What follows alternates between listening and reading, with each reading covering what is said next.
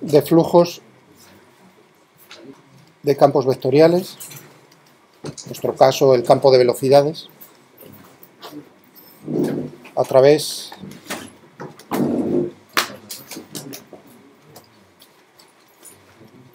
de una superficie S, ¿no? Entonces, ¿de qué se trataba? Si teníamos un campo vectorial, vamos a llamarlo F, lo denotamos así de forma general. Entonces tendríamos a través de la superficie S el flujo φ a través de S. Es un escalar que viene definido como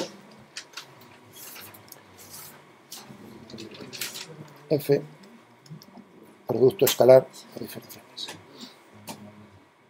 ¿De acuerdo? Donde diferencial de S, ¿qué era? Era un vector cuya dirección es normal a la superficie, perpendicular a la superficie. El vector unitario este n me está diciendo cómo es la dirección y el sentido que estoy tomando, y su módulo pues me está indicando cómo es el área infinitesimal en ese punto en el cual estoy sobre la superficie. De tal manera que entonces tendríamos aquí pues,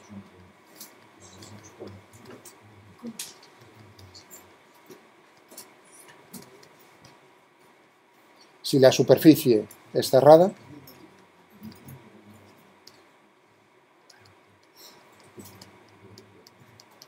¿no? Pues entonces tendríamos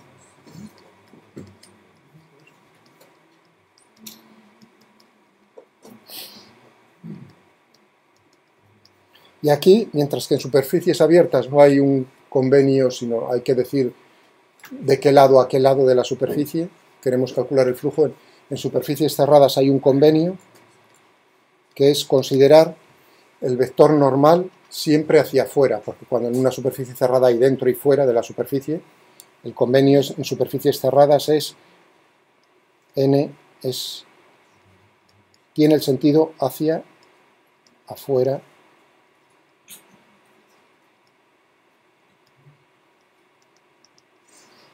Ese es el convenio que se utiliza por defecto en superficies cerradas. Muy bien, estupendo. Entonces ahora viene el momento, tenemos el ordenador de hacer un cálculo. ¿Cómo hacer? O sea, para entenderlo es cómo podemos resolver esto. Uno lo escribe y dice, ah, qué bonito, pero a la hora de la verdad calcularlo es cuando uno se da cuenta de las dudas, quizás. Y eso es el objetivo. Es cómo calcular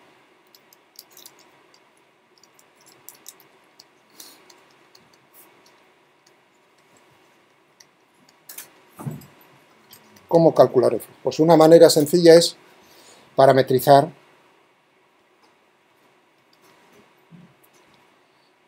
la superficie. Es decir, utilizar la forma paramétrica de una superficie. Estamos en 3 dimensiones, una superficie, entonces tiene 2 dimensiones, eso significa que necesitamos, para dar una superficie en forma paramétrica, 2 parámetros. El vector de posición que me indica cada punto sobre la superficie, ¿no? Lo puedo denotar en forma paramétrica. Es un vector que va a depender de 2 parámetros que aquí estoy denotando como u y v. ¿De acuerdo? Vale. Vamos a cogernos un ejemplo. Abrís el archivo que os he puesto ahí en Moodle, que tengo yo aquí abierto. ¿No? Tenemos un ejemplo de una superficie cerrada. Fijaos, R es el vector está dando cada punto sobre la superficie, depende aquí, en vez de utilizar U y V, este es un archivo que utilizo en otras asignaturas, en electromagnetismo, θ, phi. Esta es la componente, es un vector. La componente X, la componente Y y la componente Z del vector de posición. En función, X depende naturalmente, por lo tanto, en coordenadas cartesianas tendremos X, U y V, y U y V, Z. Eso es lo que tenéis ahí de esa manera. Claro, si uno utiliza, pues ahí uno dice, uy, parece una forma críptica de dar una complicada de... Bueno, La razón es, cuando nos aparecen cosenos y senos, fijaos que tiene periodicidad esas funciones, lo cual quiere decir que puedo construir una superficie cerrada de formas sencillas, no tener que definirla a trozos, sino de un golpe. Si hacemos, en este caso, que uno no entiende qué es lo que hay ahí detrás, hacemos una representación gráfica rápida de la superficie, que es la que tenéis ahí, un paramétrico plot 3D, de forma paramétrica, depende de 2, no es una curva, por lo tanto tengo que poner cuál es el intervalo, cómo se llaman cada uno de los parámetros y el intervalo en el cual nos estamos moviendo. Digo que no haga una línea tridimensional, para el número de puntos que utiliza para dibujarlo y que sea semitransparente para verlo así un poco. Y ahí tenéis el donut que nos hemos sentado encima, el anillo este aplastado. Esa es la superficie cerrada. Puedo asegurar, uno dice, quiero comprobar, hemos hecho un dibujo que me muevo, es decir, que con ese vector de posición puedo ir a cualquier punto de esa superficie. Aquí lo que hago es, superpongo a ese dibujo que he hecho anteriormente, dibujo un punto, así de sencillo, con el vector de posición. Fijaos, y puedo manipular los dos parámetros. Es decir, que yo puedo encontrar cualquier sitio en esta superficie, lo puedo encontrar con el valor correcto de tita y de phi. Simplemente. Muy bien. Nuestro objetivo es el buscar, encontrar ese vector normal diferencial de ese. Vamos a ver si lo conseguimos. Primero dándonos cuenta qué significa esos dos parámetros. Esos dos parámetros lo que me definen o lo que te están definiendo son dos familias de curvas paramétricas. Yo puedo conseguir una familia de curva paramétrica dejando fijo uno de los parámetros y variando el otro. Por ejemplo, dejo fijo phi y hago variar tita. O dejo fijo tita y hago variar phi. Es decir, si uno está pensando en la Tierra, en una esfera, pues lo que tiene son meridianos y paralelos. Vamos a ver en este caso cómo sería. En un caso dejo fijo phi y barro sobre tita y lo que tengo pues son hay mis meridianos, en este el equivalente a mis meridianos. ¿Ves? Esa sería una de las cosas. Si hago de manera similar lo otro, al contrario, a la inversa, dejo fijo tita y hago variar phi para lograr cada una de las curvas y puedo cambiar el valor de la constante tita, pues entonces tendría el equivalente a los paralelos, por así decirlo en este caso. Puedo hacer un dibujo con un número finito de paralelos y meridianos, en este caso tendríamos pues, para los meridianos, para los paralelos, uno va viendo ahí la forma, y lo bonito de esto es que para un punto sobre la superficie, lo que tengo es que para cada punto se corta un meridiano y un paralelo, uno en particular. Si yo lo manipulo aquí, veis como para ese punto, ¿no? Tengo que ese punto es el resultado de cortarse ese meridiano y ese paralelo. Vale. Ah, estupendo. ¿Y por qué quiero yo eso? Porque si yo consiguiese dos vectores que fuesen tangentes a la superficie en un punto de la superficie, imaginaos que yo soy capaz de encontrar dos vectores que son tangentes y no tienen la misma dirección. Eso conforma un plano que es tangente a la superficie en ese punto. Si hago el producto vectorial de esos dos vectores, por la definición de producto vectorial, he encontrado un vector que es perpendicular a la superficie en ese punto. ¿Está eso entendido? Vale. ¿Cómo consigo yo entonces esos dos vectores que son tangentes? Muy fácil. Si yo me fijo en cada una de las curvas, ¿cómo será un vector tangente a la curva en un punto determinado? Pues derivando. Es decir, que vectores tangentes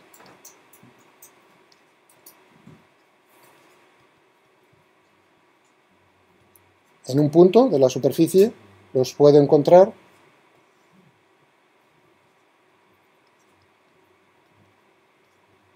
simplemente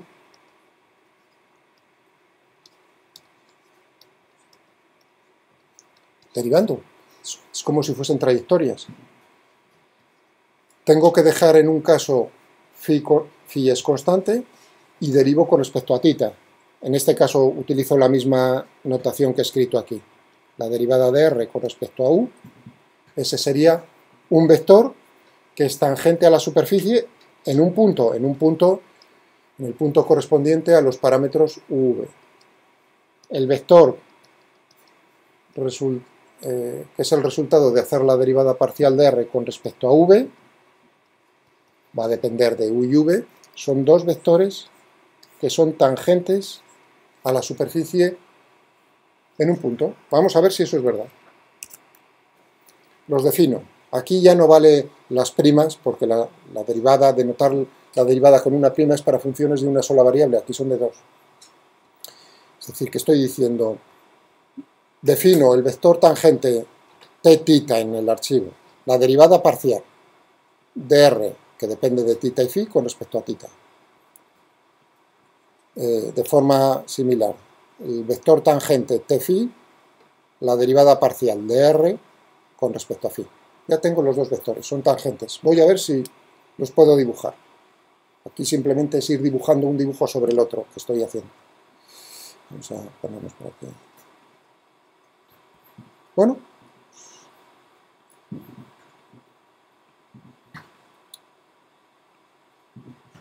Vamos a ver, por ejemplo, para ese punto. Vamos a ver si son tangentes, así visualmente.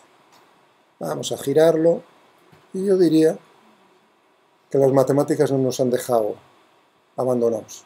Efectivamente, son dos vectores tangentes. Muy bien, si tengo dos vectores tangentes, ¿cómo puedo lograr un vector normal? Haciendo el producto vectorial es un vector normal a la superficie. Lo que no sé al hacer ese producto vectorial es si está apuntando hacia adentro o hacia afuera. Tengo que probar. Si veo que apunta hacia adentro, pues simplemente cambio el orden en el producto vectorial y ya lo tengo en el sentido correcto. Con correcto quiero decir siguiendo el convenio que os expliqué anteriormente. ¿Vale? Vamos a hacerlo. Defino el vector vector normal, n, producto vectorial de los dos vectores que tengo anteriormente. El resultado naturalmente depende de u y v, me estoy moviendo en todos los puntos de la superficie. Muy bien, ahora dibujo los tres. Y que es lo que tengo en rojo sería el vector normal. Y os puedo asegurar que podéis barrer y mirar como queráis que el vector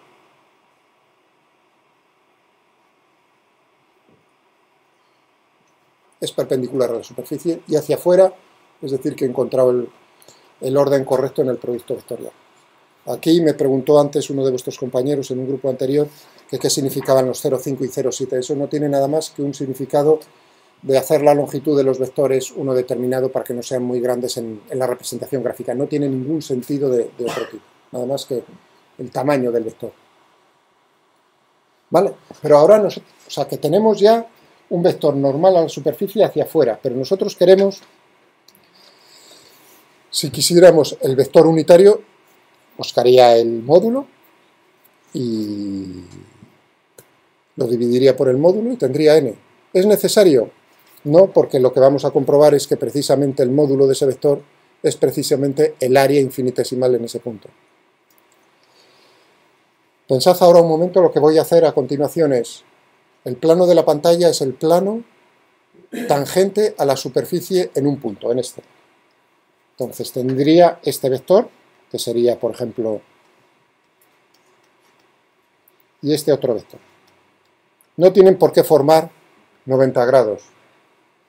Eso depende de la parametrización, no tendría por qué ser así.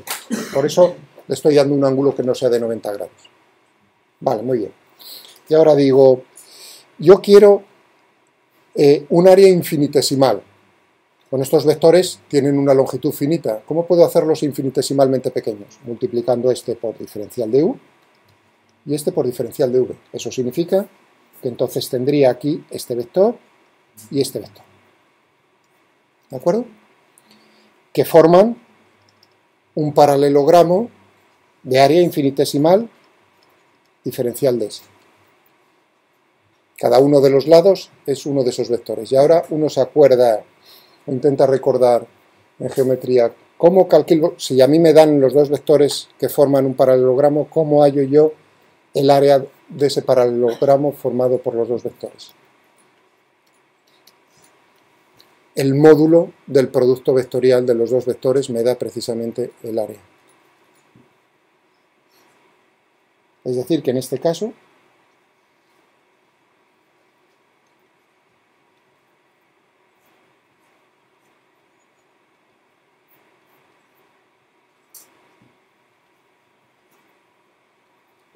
da el área precisamente de lo que yo estoy buscando.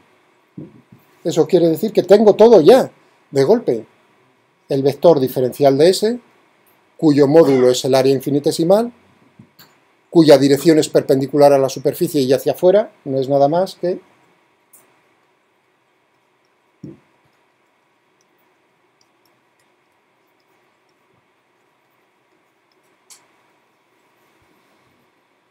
ya está. Lo tenemos bien cuadrado, genial.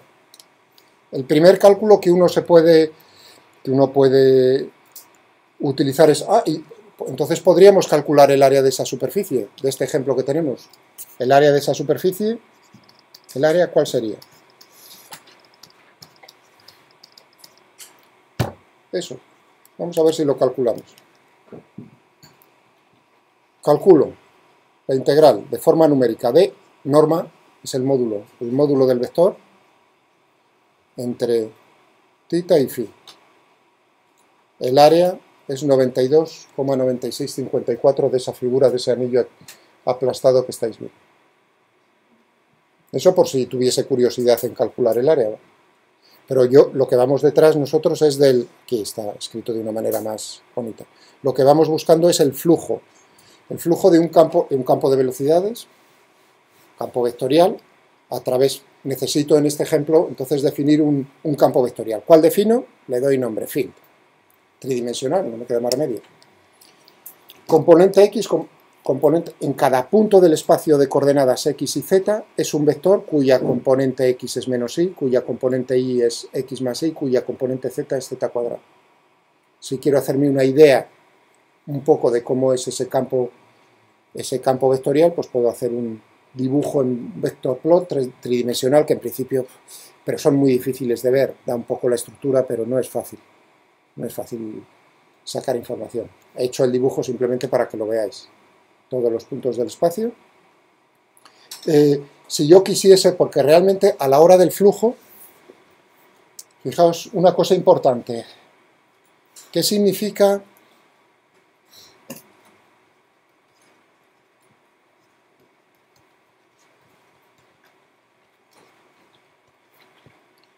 Sea mayor que cero, es una superficie cerrada, o que sea menor que cero, con ese convenio en el vector normal. Significa que hay más vectores, por así decirlo de una manera sencilla, que salen que los que entran, ¿no? ¿Estamos de acuerdo? Yo estoy haciendo neto, en este caso sale más que lo que entra, en este caso entra más que lo que sale. Y ahora pensad un momento como un ejemplo físico, que es, si ese campo vectorial fuese un campo de velocidades, ¿qué significaría que el flujo del campo de velocidades a través de una superficie cerrada fuese positivo? Que está saliendo más fluido que lo que está entrando. Hay zonas en la superficie en las cuales está saliendo fluido y otras en las cuales está entrando. Neto al sumar, al integrar, es que sale más que lo que entra. Físicamente, ¿qué implica eso?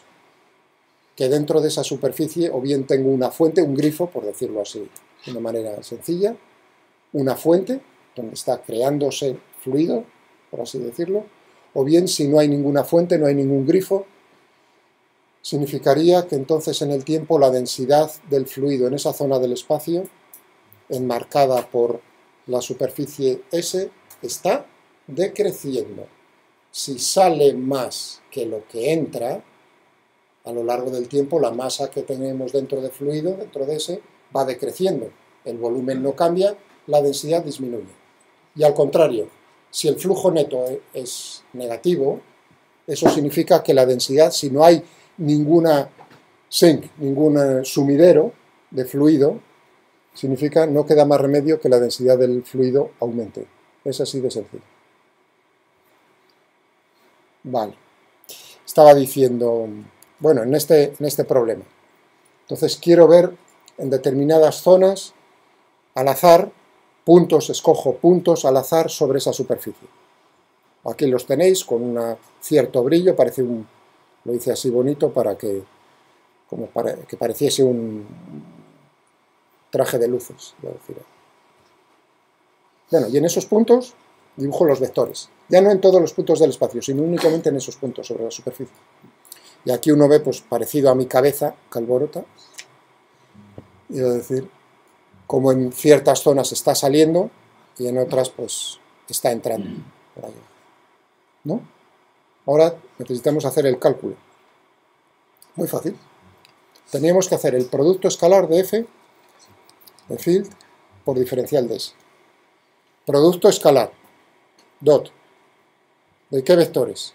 El campo, ¿en qué puntos? En los puntos de la superficie, no en cualquier punto del espacio. Por eso estoy utilizando aquí el campo, ¿en qué punto? En los puntos correspondientes a θ phi. Por producto escalar, este vector, por el vector que yo he definido, que es diferencial de s ahí en n, es diferencial de s, lo que tengo detrás. Integro para θ y para phi, y el flujo neto es positivo en este caso, 49,348. ¿Se ha entendido? Ahora ya hemos hecho un cálculo de verdad de un flujo.